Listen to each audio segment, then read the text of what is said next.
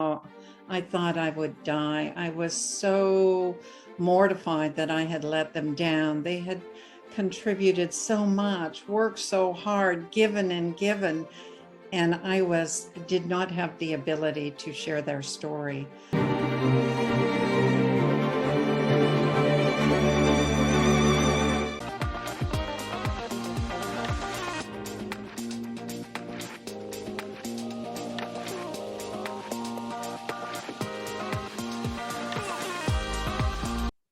Hello, Margaret. Hello. How are you? I'm well. I'm well. And how about you? I'm excellent. Thank you so much for agreeing to come on the Break Time with Patty show. And it's a delight to be here. Thank you so much. I cannot wait to get started. But before we do, I would love to introduce you to our audience right now. Number one, Margaret is a business leader. She started her first business at 21 and has since owned and operated multiple businesses in both Canada and the United States. She is the founder of Etiquette Page Enterprises and Beyond the Page Coaching. She is a respected coach and notable business etiquette expert who is known for her work with entrepreneurs, ranging from the inexperienced to the high-powered CEOs. She's also the president of Toastmasters International, which is my second home, a nonprofit educational organization that teaches public speaking and leadership skills through a worldwide network of clubs. And right now our membership, I believe it exceeds 300,000 members in more than 15,000 clubs in 149 countries.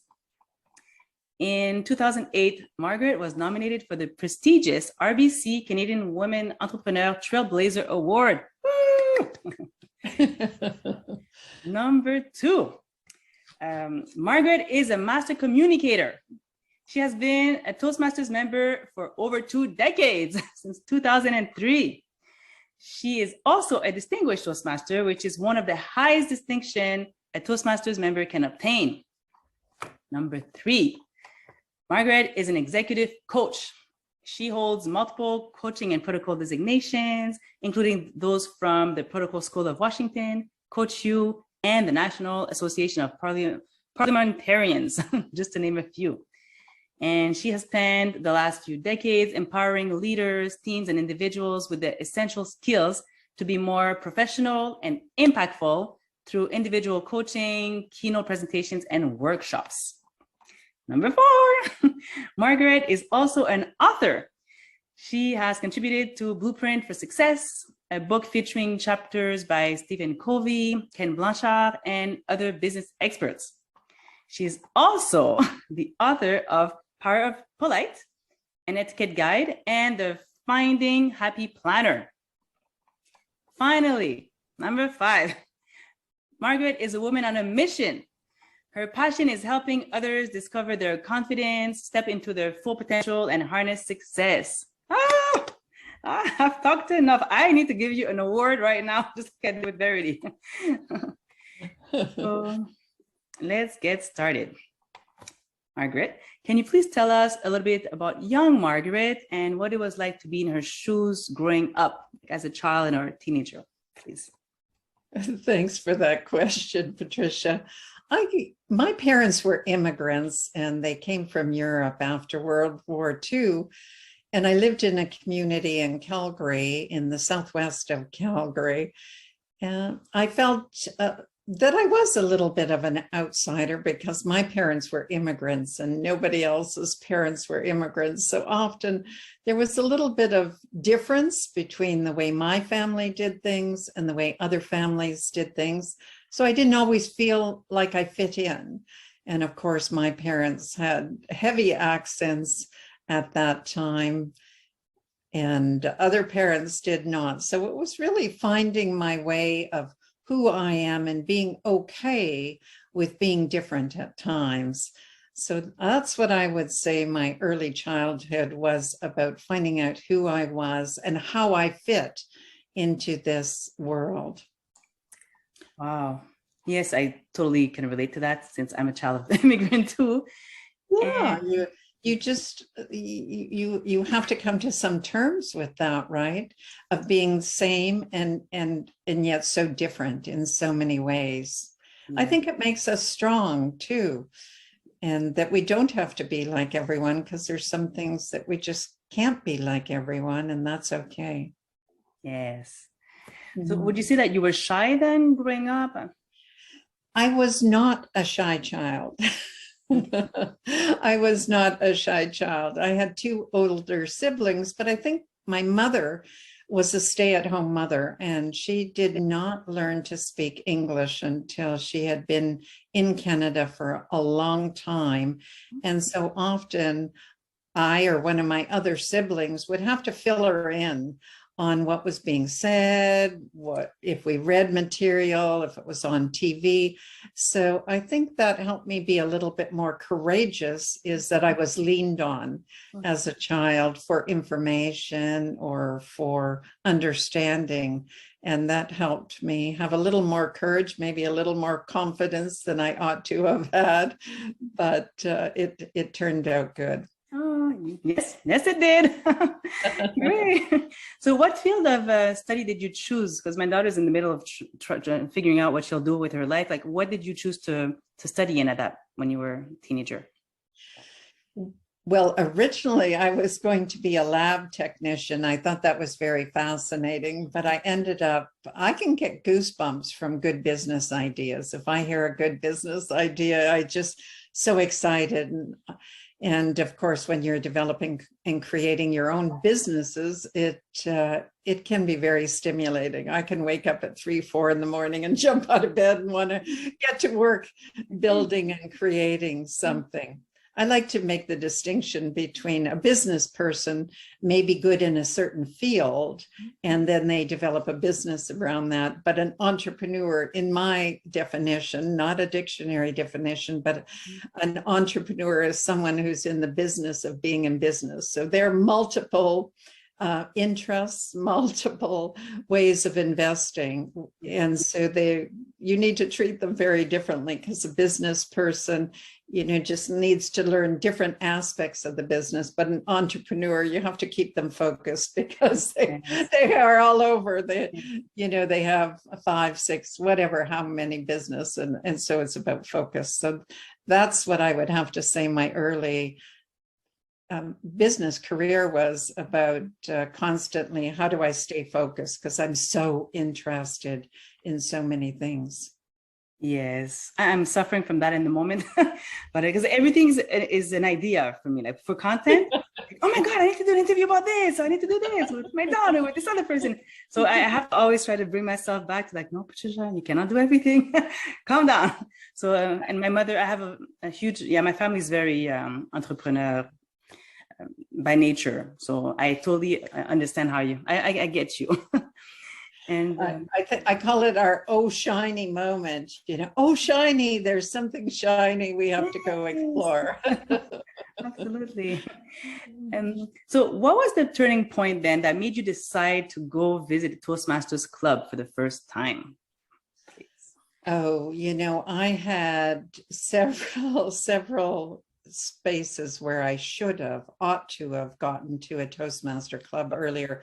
But the final sort of straw that broke the camel's back, and I knew I absolutely needed to do something. I was invited to speak and share my business's success at a conference in Las Vegas, Nevada, in front of an audience of 1,700.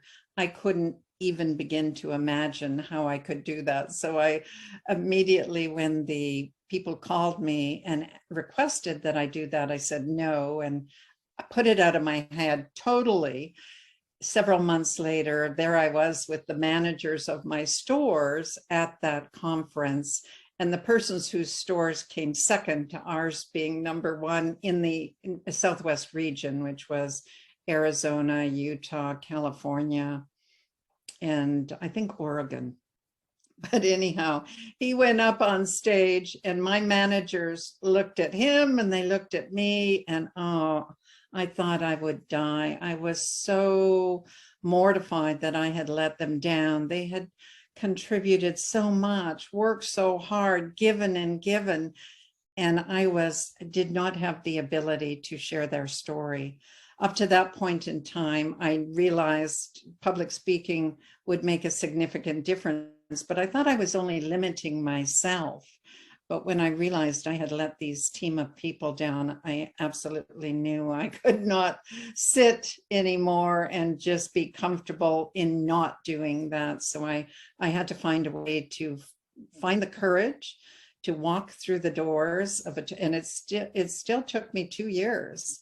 And then once I walked through the doors, it took me 3 months before I did my first table topic. So I'm totally comfortable speaking as long as I was seated. I could lead meetings in my businesses and everything.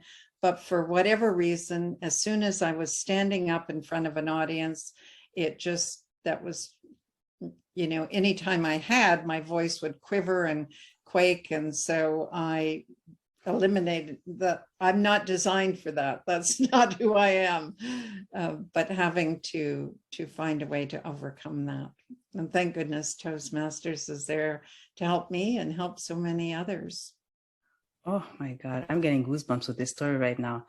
I've heard horror stories before, like some individual who took 8 months to do their icebreakers, but somebody that took 2 years and then like taking all this time to, it's like, whoa, it's fewer. But what mesmerizes me right now, or what blows my mind, is that you're currently the president of Toastmasters International. So woo, I need a moment to meditate here. How does that, please, can you walk me through how you go from being that terrified person to being in your current position? I don't understand how does that happen?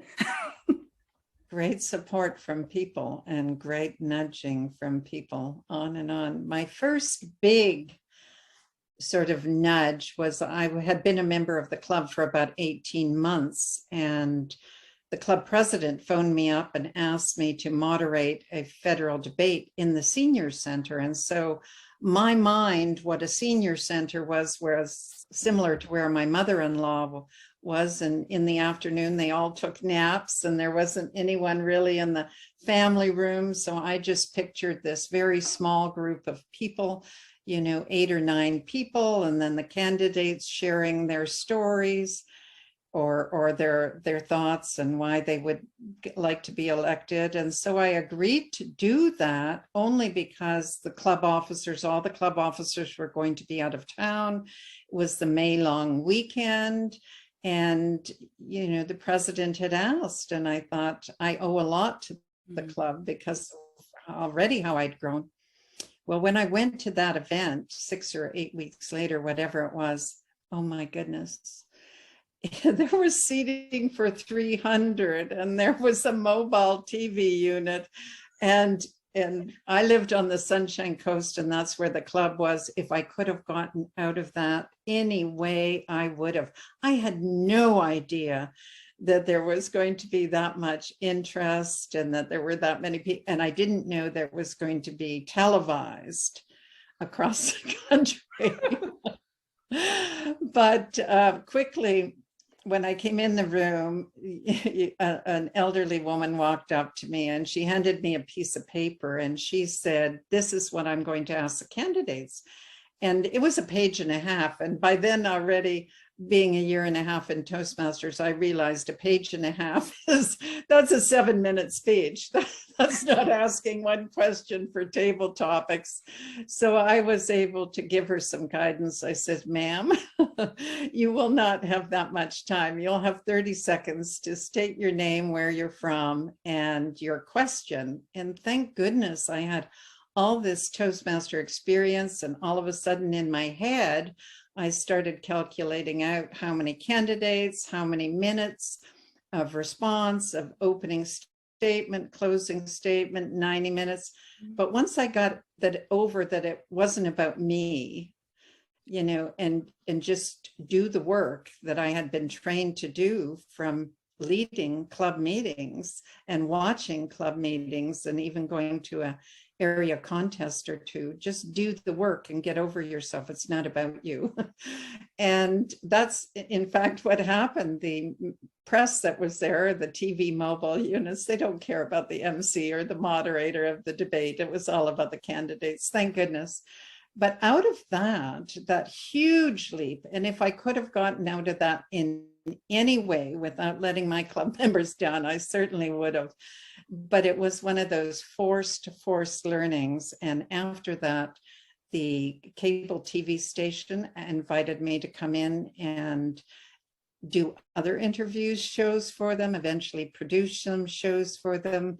I received an invitation to have a radio show on a cable network. And then eventually I got invited to get involved with women in politics, to lead a campaign. And before that, politics, my eyes would glaze over. So Toastmasters really opened up doors of opportunity that I could never even have imagined for myself. Oh, yes, Margaret, what a beautiful story this is.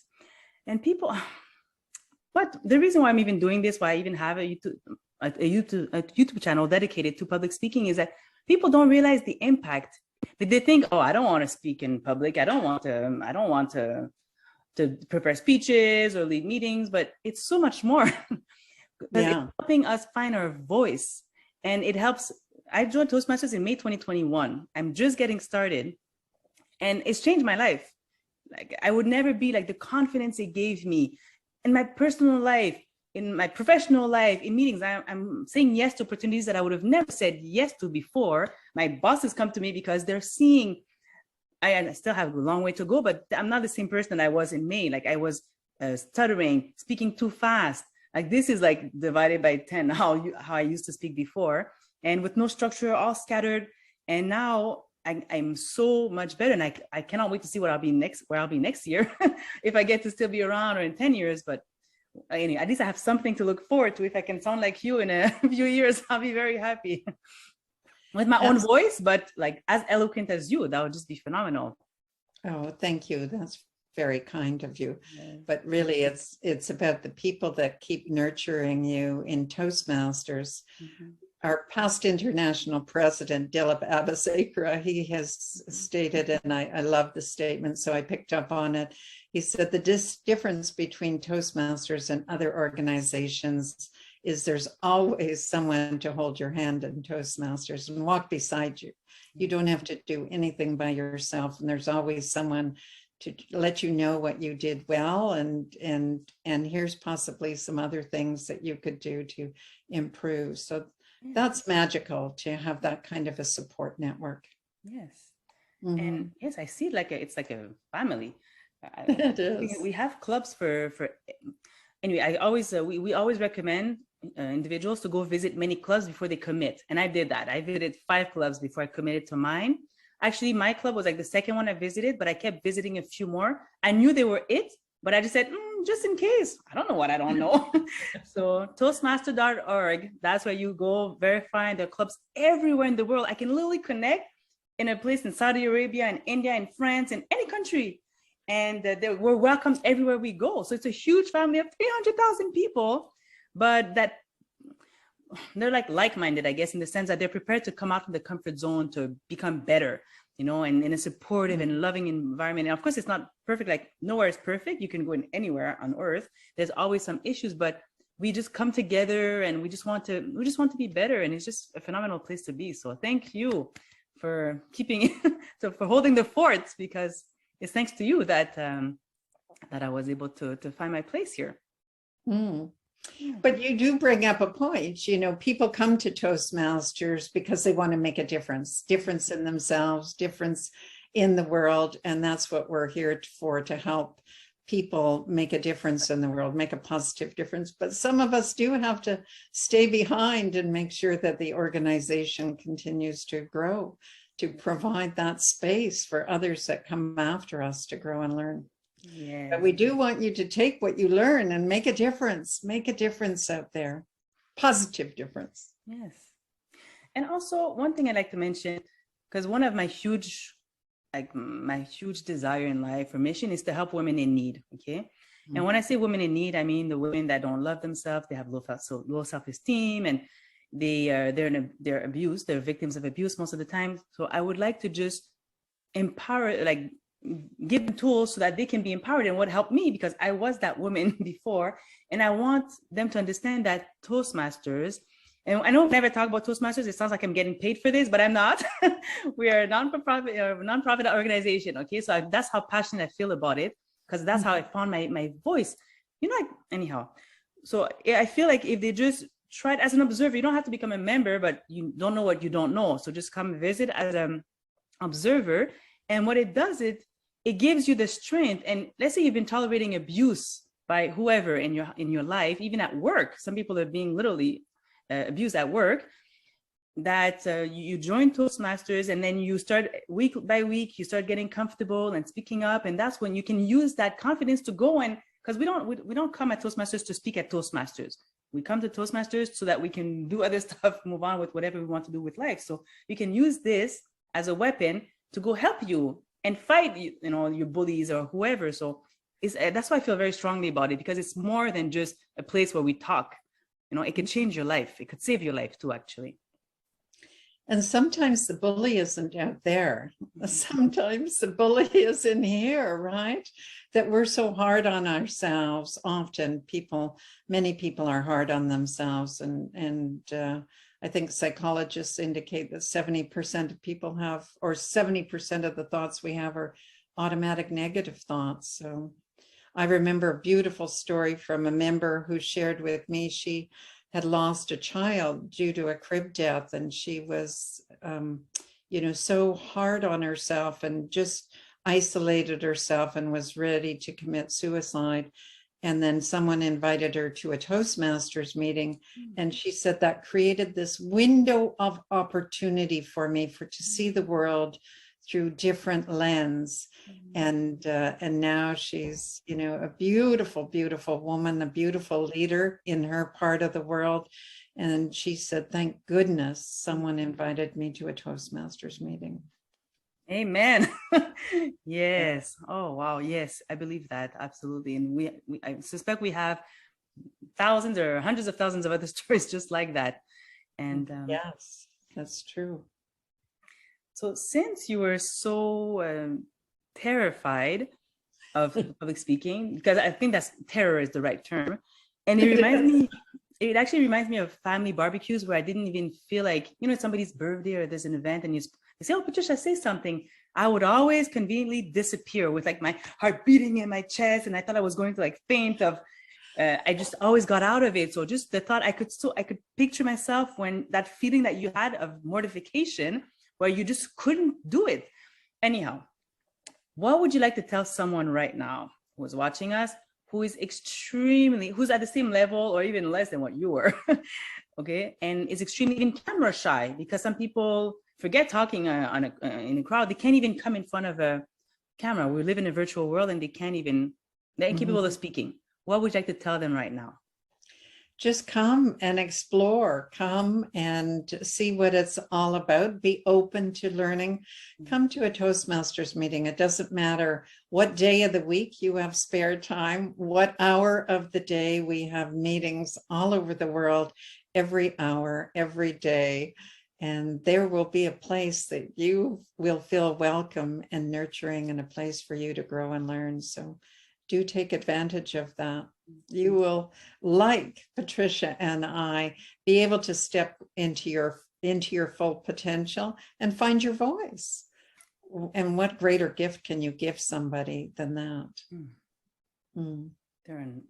I can't think of a better one. And it's so inexpensive. I need to mention this because some people, they may think, oh, it's going to cost $500 a month. Oh, it's like $10. I don't know where you are in the world, but it's about $10 a month. It's like a really extremely low amount. Okay. What would be your best tips for someone who would like to become a phenomenal and memorable speaker or storyteller? Keep working the Toastmasters program, the Pathways Learning Experience. Just be willing to put one foot in front of the other and experiment. Try, watch others, but create your own model. Be your own speaker and adapt and do what feels good to you, your intuitive sense as well. Tap into that and find your authenticity. We want you to be you. We want you to be uniquely you. We don't want you to be like somebody else. They're already taken. And so step into who you're capable of and simply work the program, but show up as you. Show up as you each and every week, and it makes a huge difference. Yes, it does. And it's much easier when it's just so much effort to be somebody else. We can let others inspire us, but definitely we need to be ourselves. Otherwise it will always come out fake. So I love what you just said so much. Sometimes we see these people that are, we've put on a pedestal and we want to be like them. And that's good to a certain extent, that we want to model some of the good behaviors that they do, or model some of the strategies and adopt them for ourselves. But we still have to be ourselves and authentic to who we are versus attempting to be somebody else. Yes. 1000%. Okay, which leads me to my next question. You are the president of Etiquette Page Enterprises and Beyond the Page Coaching, as mentioned before. Can you tell us a little bit more about the services that you offer, please? Sure. So I offer one-on-one coaching in success coaching. Anyone that would like some training or some support in that regard. The topics that I normally work with people are networking, soft skills, or what we now call power skills, body language, cultural intelligence, those areas. And of course, dining, stepping up to the plate, I call my program, stepping up to the plate, dining in the big time. So I do, most of my training is for universities, cities, chambers of commerce, things like that. But I do a lot of one-on-one as well. I really enjoy it. I love supporting people and helping them prevent some of the pitfalls that I had in my career, particularly early in my career, or some of the missteps that I made. It gives me great pleasure to be able to add value to people and inspire them, encourage them, motivate them to be the best they can be, whether that's on the platform or whether that's in social situations or business situations. It makes me excited about waking up in the morning if I know that I'm working with someone and I get to help them today be better. Yes. Oh, great. Thank you. And how do you reconcile being the president of Toastmasters International, president of Etiquette Page Enterprises, leading workshops, being an executive coach, trainer, speaker, consultant, author, visiting clubs all over the world? Like, please, like, how do you maintain your balance and your mental sanity? Please. Well, several ways. First of all, I have amazing teams. Wherever I am, I have an amazing team at my office. I have an amazing team at my home that helps me with things. And there's just not one person, there's multiple people that help, all astonishing people, fabulous support people. And of course, at World Headquarters and at Toastmasters, just with past presidents or other leaders, people that I've served with on the board, past international directors, region advisors. It's an amazing team. And so I get an awful lot of support in whatever I'm doing. But the other thing I think is critical, and even more so for a leader, no matter what you are, self-care. It's important, that you have to have, there's what I call standards for your life, and those just have to happen automatically. You have to do those things first. You have to take care of yourself, which is often we use the analogy, of course, you have to put on your own oxygen mask first before you can help others.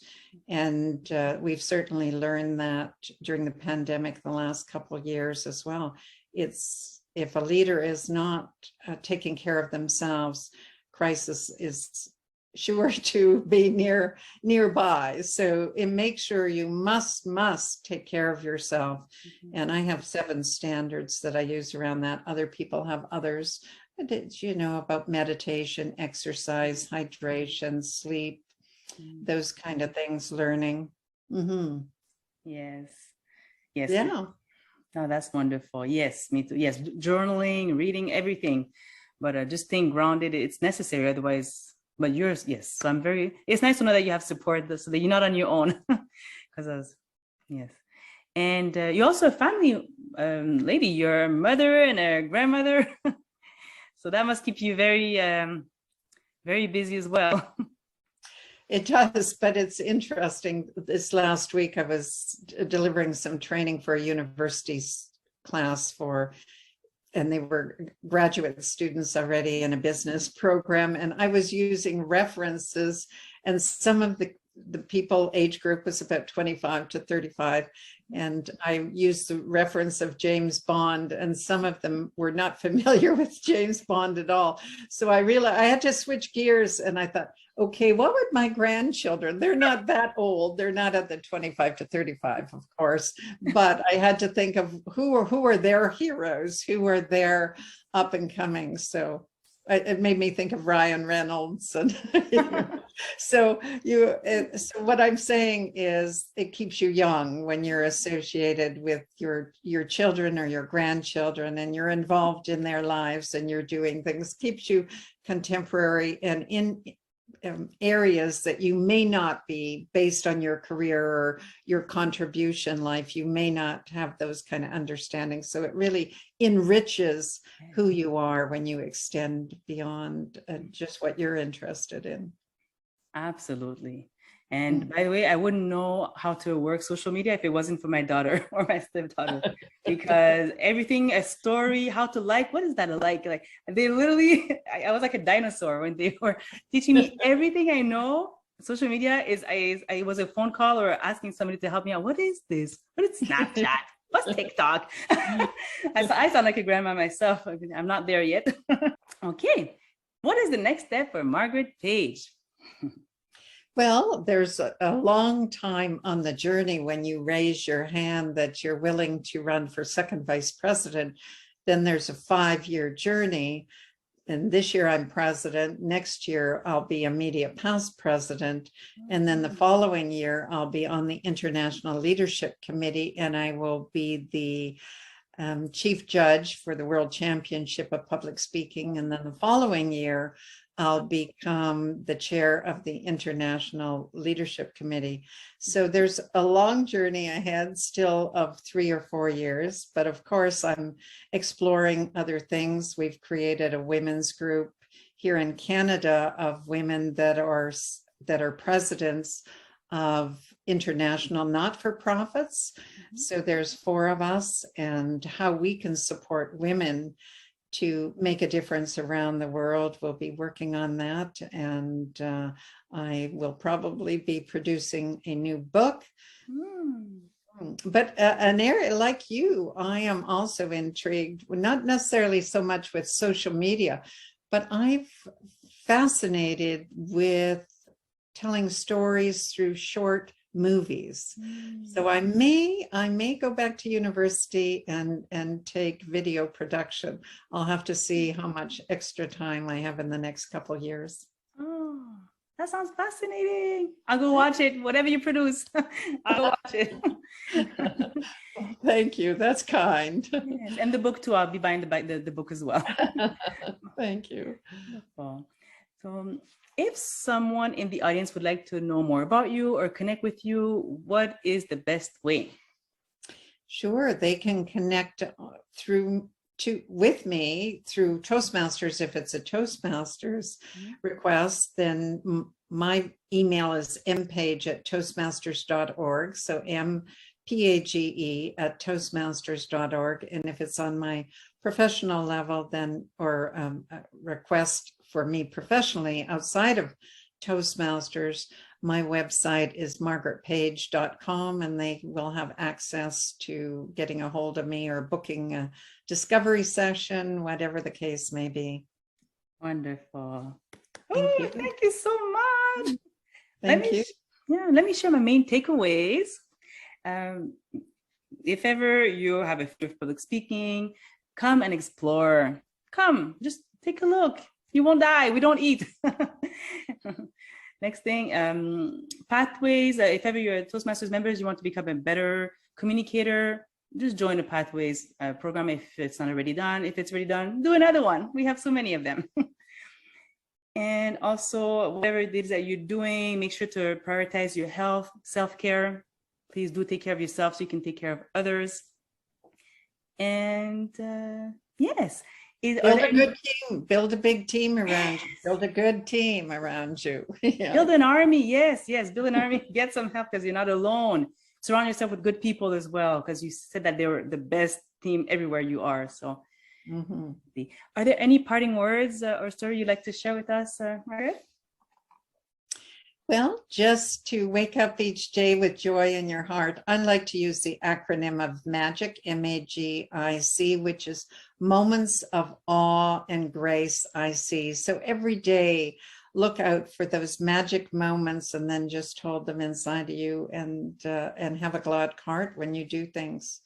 Thanks for letting me be here today and spending time with you, Patricia. And best of luck to you on your journey as you continue on and share your story with hundreds and thousands of people around the world. I'm sure they're all delighted to hear your story. Thank you for all you do.